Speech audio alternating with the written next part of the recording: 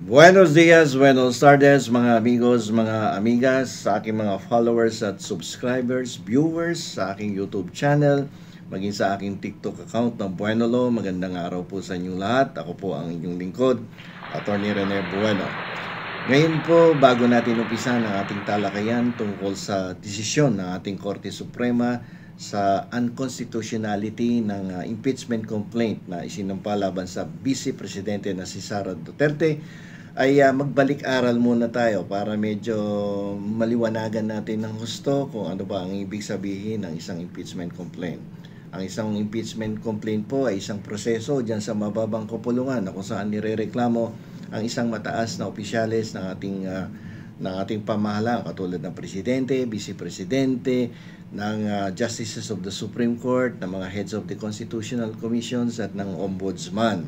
Kapag sila po ay nag-commit ng mga violation of the provision of the Constitution, katulad ng culpable violation of the Constitution, bribery, betrayal of public trust, graft and corruption, at other high crimes, sila po ay pwedeng ireklamo ng kahit sinong private citizen with the endorsement of any member of the House of Representatives o yung mismong miyembro ng House of Representatives.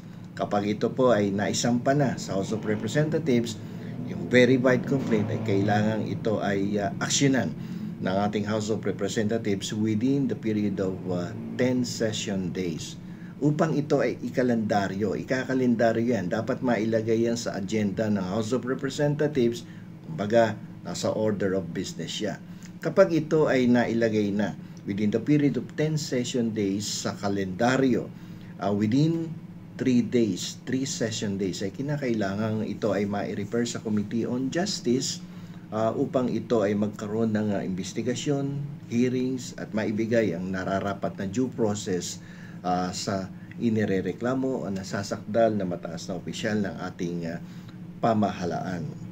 Kung ating pong matatandaan, ang ating pong Vice Presidente ay nagkaroon ng 3 reklamo for impeachment sa House of Representatives noong Disyembre ng taong 2024.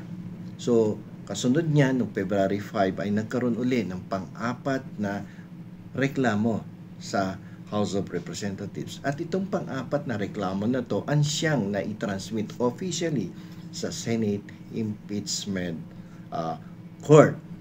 At dito po sa desisyon ng Korte Suprema ay nagkaroon sila ng mas mahigpit na pananaw sapagkat hindi lamang nila tiningnan yung pang-4 na impeachment complaint, kundi binusisi, pinag-aralan, nagkaroon ng mahigpit na ebalwasyon ng 3 naunang reklamo na naisampa laban sa Vice Presidente. Ang sabi ng ating Korte Suprema, alam ninyo, ang ating House of Representatives ay merong mandatory function to endorse the impeachment complaint within the period of 10 days, no? At upang ito ay maikalendaryo at within the period of 3 days upon the registration of this verified complaint, no, mailagay sa agenda, ito ay kinakailangan mai-refer sa Committee on Justice upang magkaroon ng hearing, ng investigasyon at bigyan ng benefit of due process ang nasasakdal. So dito, ang tanong ng ating Korte Suprema, ito ba ay ibinigay ninyo sa nasasakdal dyan sa isang impeachment or sa 4 na impeachment complaint na isinampa dyan sa House of Representatives? Dahil ayon sa ating saligang batas sa ilalim ng Article 11, Section 3, ay kinakailangan na kapag ang isang verified complaint ay naisampa na sa ating mababang kapulungan, ito ay kinakailangan na ma-refer na kinakailangan ito ay mai-calendar na, no, within 10 session days at ma-refer sa Committee on Justice within the period of 3 days from the time it was calendared at mailagay sa order of business ng ating mababang kapulungan. And within 60 days, ang Committee on Justice must prepare a report, no, and submit this report to the plenary together with the resolution of the Committee on Justice. And this is the question now. Ang sabi ng Korte Suprema, ito ba ay inyong sinunod? yun ang naging problema dito ng ating House of Representatives. Mukhang kasi ang sabi ng ating Korte Suprema, kapag merong isang verified complaint, no, isang reklamo na maayos naman at sumunod sa proseso at hindi ito inaksyonan ng opisina ng Secretary General or opisina ng Speaker of the House sa loob ng 10 araw, ay magkakaroon ng constitutional violation. Yun ang naging problema dito, sapagkat ang hindi pag-aksyon ng opisina ng Speaker or Secretary General ay hindi po isang discretionary function, no? Wala kang discretion na itenga ko muna yan kasi may iniintay akong pangatlo, pang-apat, pang-limang complaint. Sapagkat itong naunang 3 complaint ay hindi ko kursunada ang nagreklamo. Yung unang complaint, balo-baloktot ang Ingles. Yung pangalawang complaint, wala sa forma yung yung reklamo. Ito, ina-exaggerate ko lang hindi naman ganun yung first 3 complaints. Para lang maalala natin ang gusto at maging light lang yung ating kwentuhan dito. Yung unang complaint, mali-mali ang Ingles, baluktot. Yung pangalawang complaint ay ang dumi ng papel. Yung pangatlong complaint, hindi ko kursunado nag-prepare ng reklamo na yan kalaban ko sa politika yan. Ang inihintay ko yung pang-apat kasi kakampi ko yun. At body-body yung Speaker of the House, ng House of Representatives. So yun ang ihintayin ko. So sabi ng Korte Suprema, hindi mo pwedeng manipulahin. Hindi mo pwedeng paglaruan ng reklamo. Kapag ikaw ay nakatanggap ng isang reklamo for impeachment against a high-ranking public official, dapat ito ay aksyonan mo sa loob ng 10 araw. Ikalendaryo mo to, ilagay mo sa order of business, at within 3 days, you need to refer it to the Committee on Justice for deliberation, for investigation, at bigyan mo ng due process ang nasasakdal. And within the period of 60 days, no, you need to submit a report to the plenary together with your resolution. So mukhang ito ay hindi sinunod ng ating House of Representatives. Yan ang sinasabi ng ating Korte Suprema sa kanilang desisyon na kung saan sinabi nila unconstitutional ang nasabing impeachment complaint transmitted to the Senate Impeachment Court.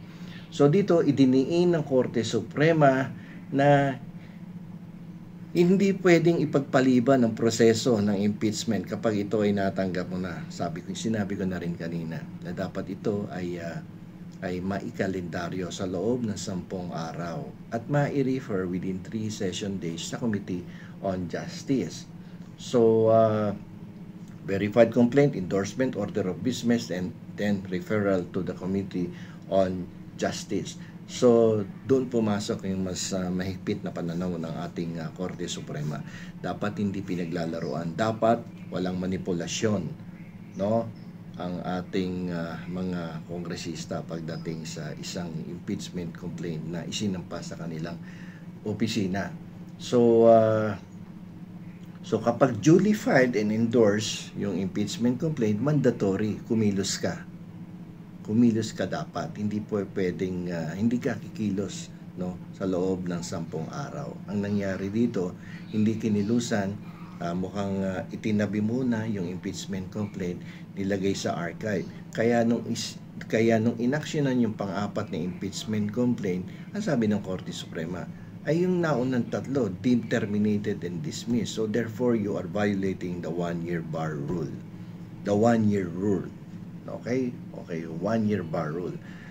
So sabi dito, nagti-trigger ang 1-year bar kung ang isang complaint ay properly filed at endorsed at hindi inaksyonan ng ating House of Representatives sa loob ng takdang panahon na itinatalaga ng ating saligang batas. So, walang due process. Hindi mo binigyan ng pagkakataon na sumagot doon sa mga naunang reklamo ang nasasakdal. So okay, so pag dito pumapasok na nga, nag-trigger yung 1-year rule sa ating mababang kapulungan. So ito yung isang klase ng responsibilidad or obligasyon sa parte ng ating mga mambabatas na hindi mo pwedeng iwasan ang iyong katungkulan na tabi ka muna dyan, impeachment complaint number 1. Doon ka muna sa upuan, impeachment complaint number 2. Impeachment complaint number 3, ilagay mo muna yan sa filing cabinet. Dahil ako iniintay ko ang impeachment number 4 sapagkat mas gusto ko na yun ang aking mai-transmit officially sa Senate Impeachment Court. Sabi ng Supreme Court, hindi pa pwedeng manipulahin yan. Hindi mo pa pwedeng laruin. At kung kailan mo gusto na lamang i-refer yan sa Committee on Justice o kung kailan mo na lamang gusto yan i-transmit sa Senate Impeachment Court. Sapagkat ikaw ay may mandatory obligation to calendar it within 10 session days. Bakit hindi mo nilagay sa kalendaryo? Bakit hindi mo nilagay sa agenda ng House of Representatives when you receive the impeachment complaint in the House of Representatives? Bakit hindi nagkaroon ng referral sa Committee on Justice? Ngayon, yung kasi sabi nila, paano i-refer yan doon sa Committee on Justice? Siyempre, nagkaroon na deemed-initiated ang impeachment complaint. Pag na-i-refer mo na yan sa Committee on Justice. So, that is where the harshness of the law will come in. Talagang gano'n, kung maayos yung impeachment complaint mo, kung sumunod ka naman sa proseso, within 10 session days, dapat i-refer mo na yan. Huwag ka mag-intay ng panibagong impeachment complaint. Ngayon, kung yun naman, complaint na yun, isa sham, no, isa siyang fraud lamang, naloloko lamang, yun namang pag-refer mo sa Committee on Justice, kapag it is considered as a sham complaint, ay hindi naman mako-considered as a complaint that is deemed initiated. So you can still file another complaint for impeachment against the same official. Kasi wala yan, bogus yung naunang complaint. So that will not be considered as a genuine complaint. So pwede ka pang mag-file uli. At pero kung na-consider naman yun ng Committee on Justice yung iyong impeachment complaint as sufficient informant substance, ayun ang aandar at yun ang dapat mong ma-transmit sa Senate Impeachment Court at hindi mo na pwedeng intayin yung susunod na impeachment complaint na iniintay mo dahil kabagang mo, kabibes mo, no, karabing elbows mo, yung nag-prepare ng impeachment complaint na pang-apat na nahuli na sa loob ng 10 araw. Kasi yung naunang 3, dapat inaksyonan sa loob ng 10 araw. Of which, si Speaker of the House, si Secretary General ay hindi umaksyon sa loob ng 10 araw. So sabi ng Korte Suprema, alam niyo hindi naman tungkol sa ebidensya yung pag-endorso doon sa opisina ng Secretary General o sa House Speaker. Ito ay tungkol sa tamang proseso. Ito ay hindi tungkol sa ebidensya. Ang ebidensya ay titingnan natin kung sufficient informant substance yung complaint na yan doon sa Committee on Justice. Sana ni-refer nyo doon sa Committee on Justice. We'll then make a report within 60 days and then together with the resolution ay ipapasa sa plenaryo yung nasabing reklamo for impeachment against the Vice President. Kung sapat sa forma at nilalaman yung impeachment complaint, yun, pwede mo nang i-endorso yun sa Senate Impeachment Court.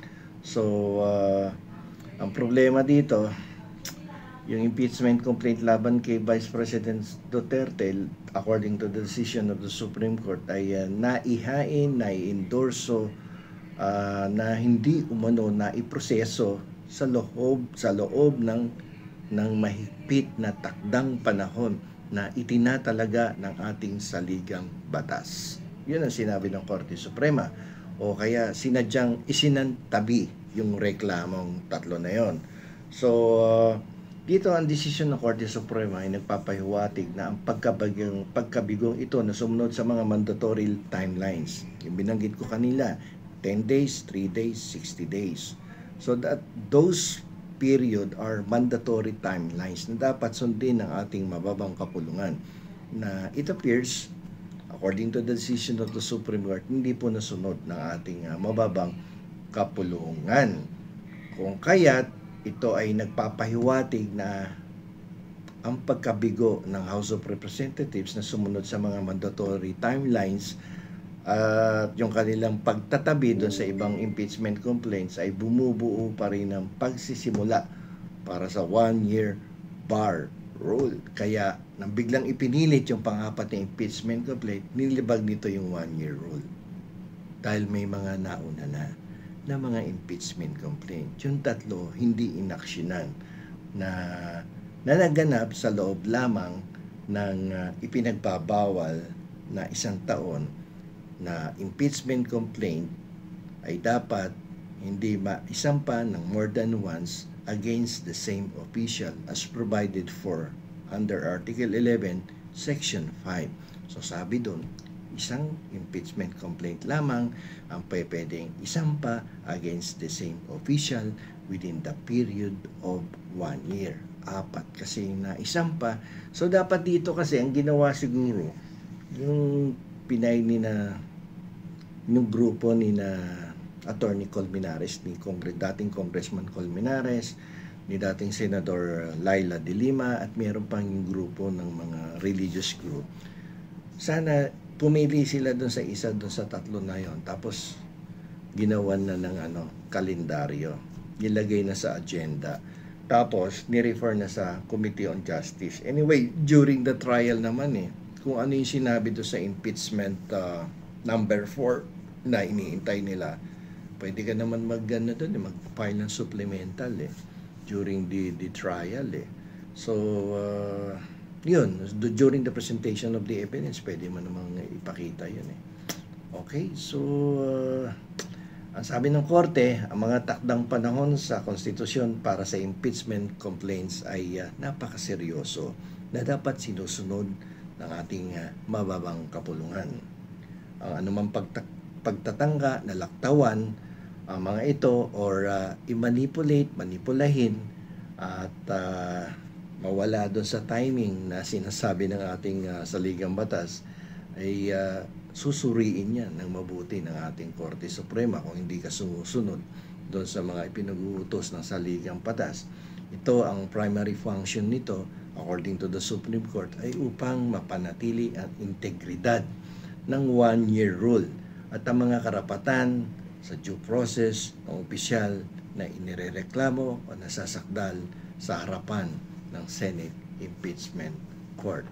So, yun po ang naging desisyon ng ating Korte Suprema at ako din nung umpisa ay medyo nagulat sa desisyon, pero kung mapapansin ninyo kahapon pa ng umaga or tanghali yung desisyon ng ating Korte Suprema, pero hindi agad ako naglabas ng aking legal na opinion dahil hindi ko pa nababasa at nagkakaroon ng sariling personal na evaluation tungkol sa desisyon. Pero nung aking nalaman, aking nabasa ang nasabing desisyon ng Korte Suprema, mukhang may legal na basihan at talagang may legal na basihan sapagkat kung babasahin nyo yung Article 11 Section 3 ay doon yung makikita na yung mga word na shall, calendar it, dapat may kalendaryo, mailagay sa agenda ng House yung impeachment complaint kagad at dapat mai-refer kagad sa Committee on Justice within 3 session days ay hindi naipakita ng ating House of Representatives na kanilang sinundan, kundi ito ay nalaktawan sa sinasabing mandatory timelines na dapat sinunod ng ating mababang kapulungan. Okay? So anyway, this is not actually an acquittal or dismissal of the case, but according to the Supreme Court, any private citizen or any member of the House of Representatives can still file an impeachment complaint on February 6 kasi doon magsisimula yung mawawala na yung 1-year bar rule dahil February 5 yung the last time the impeachment complaint was filed. Okay? So hanggang dito na lamang po at sana po naliwanagan kayo kahit masama ang loob natin hindi natuloy yung impeachment trial na yan dahil ini-expect natin na July 29 at magiging August 4 walang impeachment trial tayong masasaksihan at siguro kung magpapile ng motion for reconsideration, I don't think na nararapat pang mag-file ng motion for reconsideration dahil mahirap eh. Alam niyo kung bakit? Unanimous ang decision ng Korte Suprema. Kahit isa walang sumalungat doon sa nasabing desisyon na isinulat ni Justice Marvic Leonen. So, sana man lang kung naging ang desisyon ay 10-5 or 10-3 dahil nag-abstain yung isa nakalib. So, hindi. Lahat ng appointees ni Duterte, lahat ng appointees ni Noy Aquino, si Marvic Leonen is an appointee of President Aquino. At yung pati yung inappoint ni President Bongbong Marcos ay umayon doon sa isinulat na desisyon ni Supreme Court Justice Marvic Leonen. Okay, hanggang dito na lamang po. Ito pong inyong lingkod, Attorney Rene Bueno.